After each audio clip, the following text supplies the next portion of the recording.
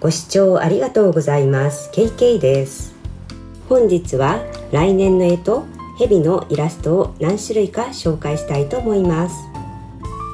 簡単に描けますので、どうぞ最後までごゆっくりお楽しみください。まずはがきサイズの紙に蛇の絵を描いていきます。なだらかな山を2つ描きましょう。顔の部分は少し膨らませて楕円形にします。尻尾や胴体の太さを調節して形を整えていきましょう。形が決まったら、その形に沿ってハサミで切っていきます。ここでは切り取った枠の方を使います。切り始めのところはセロテープで留めておきましょう。もう1枚はがきサイズの紙を重ね、セロテープでずれないように留めます。こうすることで下の紙に蛇の絵が現れるようになります。それでは1枚目の絵を描いていきたいと思います。絵の具はお手持ちの好みの色を使ってください。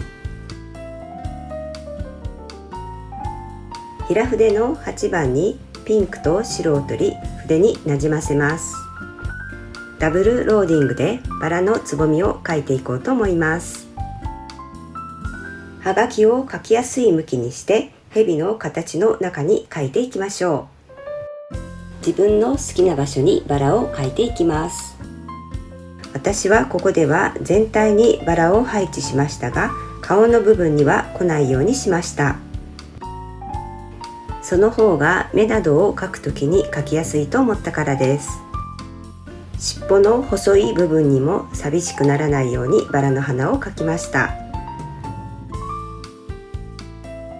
ライナー筆で茎の部分を描きます。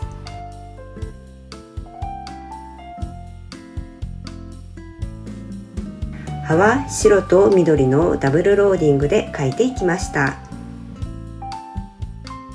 枠内はいつも通りのストロークで良いと思います。ただし枠のラインにかかるときは2枚の紙の間に絵の具が染み込まないように気をつけましょう。ポイントとしては、筆についている絵の具の量は少なめであること。できれば外側から枠内に向かうストロークの方が染み込みにくいでしょう。顔の部分は両側に葉が来るように意識的に持っていきました。蛇の形をはっきりさせるためには、枠のラインにかかる葉をたくさん描いていきましょう。時々紙を上げて仕上がり具合を確かめます。そして必要だなと思う部分にさらに描き加えていきます。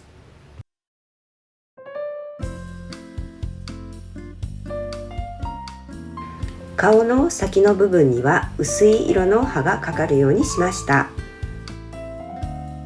葉脈はライナー筆に濃い緑を取り描いていきました。花芯はスタイラスを使い白のドットを置いていきます。サンブライトイエローでドットを打ち、小花が咲いているようにしました。紙を持ち上げ、仕上がり具合に納得がいったら目を描いていきましょう。筆の後ろの部分を使って目を描いていきます。目のドットを打つときに同じ大きさになるように1回ごと絵の具をつけ直すと良いと思います。ライナー筆で先が2つに分かれた下を描いて出来上がりです。枠は他のデザインにも使うので切り離しておきましょう。トールペイントをやった方ならすぐに描けるデザインだと思います。2番目の蛇のデザインにはこのプチプチシートを使います。まず使いやすい大きさにシートをカットします。ここでは模様の色に黄色を加えました。何回かパレットの上で試し、模様の出方を確かめます。濃い緑を合わせた色で模様を作っていこうと思いました。蛇の形をしっかり出すために枠の境目に濃い色が来るように気をつけています。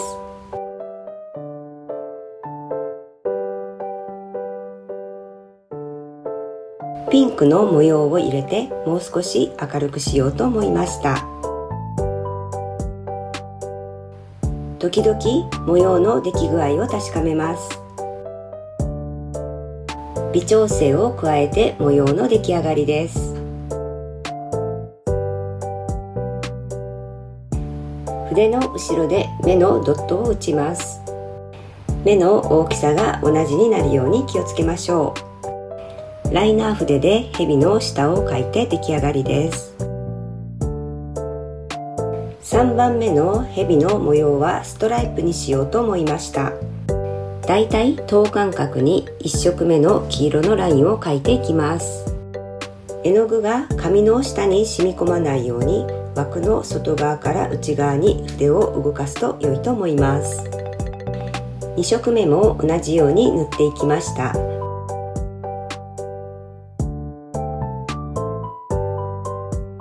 3色目のピンクは残った空間を埋めるように塗っています。枠を外して目と下を描きます。後から気がついたのですが、目のドットを打つ部分は目がはっきりわかるベースの色にした方が良いと思いました。3枚目の反省を踏まえ、4枚目は目の部分に黄色が来るようにしました。色の組み合わせも自由に楽しんでみてください。枠を外して目と下を描いていきます。今回の方が目がはっきりわかり、こちらの色合いの方が自分としては気に入りました。5枚目の蛇のデザインは綿棒を使って水玉を描いていこうと思います。ここでも蛇の形をはっきりさせるために分かりやすい色で枠のラインにドットを打っていきましょう。模様の出来具合を確かめます。顔の両側に意識的にピンクのドットを打ち、ほっぺたのようにしました。目のドットを打ち、下を描いて出来上がりです。最後は大きい丸の水玉模様です。何か丸いものを探し、それでスタンプのように打つと良いと思います。私はスポンジブラシの後ろの部分を使いました。ここでも蛇の形がわかるよう枠のラインの上に押していきましょう。